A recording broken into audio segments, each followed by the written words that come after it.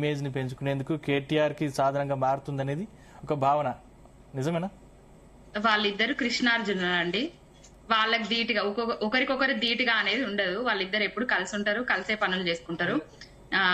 ప్రజల కోసం, తెలంగాణ ప్రజల ప్రయోజనాలు కాపాడడం కోసమే వాళ్ళు పనిచేస్తారు తప్ప ఇంకొకటి లేదు. కేసీఆర్ గారు ఏది చెప్తే అది చేయడం వాళ్ళిద్దరి అంతే. ఇంకా ఇంకొక మాట ఉండదు. ఇంకొకటి ఏంటంటే, ఇందాక కాంగ్రెస్ నాయకులు అన్నారు, ఏమన్నారంటే నీళ్లు తెచ్చుకోవడంలో ఫెయిల్ అయిపోయినరు, నిధులు తెచ్చుకోవడంలో ఫెయిల్ అయిపోయినరు, నియామకాలు చేయడంలో ఫెయిల్ అయిపోయినరు.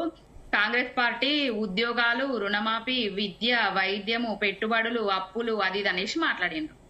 ఉద్యోగాలు ఎవరికి వచ్చినాయండి? రేవంత్ రెడ్డికి వచ్చినాయి, రేవంత్ రెడ్డి ఫ్యామిలీకి వచ్చినాయి ఉద్యోగాలు. రుణమాఫీ ఎవరికైందండి? ఎక్కడన్నా ఏ ఒక్క నియోజకవర్గానికైనా రండి, 100 రోజులల్లా దాదాపు 60,000 ఉద్యోగాలు ఇచ్చామని చెప్తా ఉన్నారు కదా పవన్ గారు. 60,000 ఉద్యోగాలల్లా అసెంబ్లీ సాక్షిగా ఎన్ని వేల ఉద్యోగాలు ఇచ్చిండు అనేది రేవంత్ రెడ్డే చెప్పిండ్రు.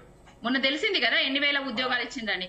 16,000 ఉద్యోగాలు కాంగ్రెస్ పార్టీ ఇచ్చింది. 2 లక్షల ఉద్యోగాలు సంవత్సరానికి ఇస్తామని చెప్పేసి 2.5 సంవత్సరాలైనా కూడా 16,000 ఉద్యోగాలు ఇచ్చింది. ఆనాడు కేసీఆర్ గారు ఏవైతే నోటిఫికేషన్ రాసిండ్రో, ఎగ్జామ్ రాసిండ్రో వీటికే కదా వీళ్ళు మందికి పుట్టిన బిడ్డలు మా బిడ్డలు అనే శాస్త్రానికి వచ్చి చేస్తున్నది. ఆనాడు మేమేసిన ఉద్యోగాలు వీళ్ళు ఇచ్చినామని చెప్పుకుంటున్నారు. నీళ్లు తేవడంలో ఎక్కడ ఫెయిల్ అయిపోయినామండి? ఇప్పుడు పంపులు పోస్తున్న నీళ్ళని ఎక్కడియండి? గాయత్రి వస్తుంది, నంది వస్తుంది, ఇవన్నీ ఎక్కడియండి? ఎవరు కట్టిండ్రండి? మీరేమన్నా కట్టిండ్రా? 60 ఏండ్లు ఆగం చేసిండ్రు కదా తెలంగాణ భూభాగాన్ని, తెలంగాణ రైతాంగాన్ని. ఇప్పుడు నిధులు తెచ్చుకోవడంలో ఫెయిల్ అయిపోయినరు రేవంత్, అది కేసీఆర్ గారు అని చెప్తున్నారు కదా. 8 మంది పంచుకున్నారు కదా, మీరెనిమిది, బీజేపీ 8. మీరెన్ని నిధులు తీసుకొచ్చిండ్రండి? మీరెన్ని జాతీయ ప్రాజెక్టులు తీసుకొచ్చిరండి? మీరెన్ని రైల్వే ప్రాజెక్టులు తీసుకొచ్చిరండి? కాచిపేట కోచ్ ఫ్యాక్టరీ ఏమన్నా తీసుకొచ్చిండ్రా? ఒక్కరన్నా ఈ 8, 16 మంది ఎంపీలు తెలంగాణ కోసం మాట్లాడింది ఎవరన్నా ఉన్నారా అండి? పార్లమెంట్ లో ఏ ఒక్కరు కూడా మాట్లాడలేదు. ఇప్పుడు 70 సార్లు ఢిల్లీకి పోయిండు రేవంత్ రెడ్డి అనేటైనే. 70 సార్లు ఢిల్లీకి పోయి అదే పార్టీకి ముడుపులు ఇవ్వడానికి పోయిండు తప్ప మోడీ గారితో కలిసి తెలంగాణ ప్రయోజనాల కోసము, తెలంగాణ ప్రజల కోసము ఈ నిధులు కావాలని ఏదైనా చర్చించిండాన్ని ఒక శ్వేతపత్రాన్ని విడుదల చేయమని చెప్పండి. ఇప్పుడు ఏంటంటే మళ్ళీ ఇంకొక మాట అన్నారు, ఏంటంటే పేగు బంధం తెగిపోయింది, ప్రేమ బంధం తెగిపోయింది. బంధాలు తెగిపోవడం ఉండదు.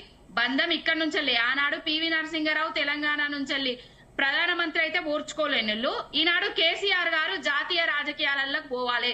జాతీయ రాజకీయాల ఏదైతే జాతీయ పార్టీలు తెలంగాణకైనా కానివ్వండి, ఆంధ్ర పార్టీ తెలంగాణ ప్రయోజనాలు ఏ విధంగా తుంగలో దొక్కుతుంది, గంగలో దొక్కుతుంది, ఓన్లీ నార్త్ స్టేట్స్ కే డెవలప్ చేస్తుంది, నార్త్ స్టేట్స్ కే అన్ని డబ్బులు ఇస్తుంది.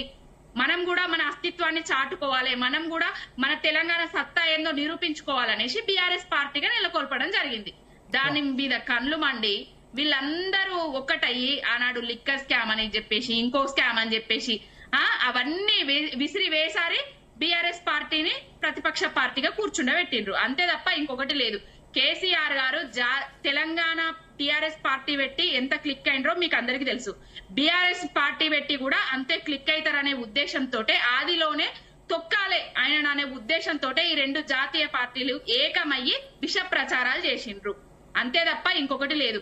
బీఆర్ఎస్ గా ఉన్నా, టీఆర్ఎస్ గా ఉన్నా తెలంగాణ ప్రజల కోసం కొట్లాడుతుంది, దేశ ప్రజల కోసం కూడా కొట్లాడుతుంది. కానీ బీఆర్ఎస్ గానే ఉంటది అనేది మా మాట. ఏం చెప్తారు జితేందర్ గారు?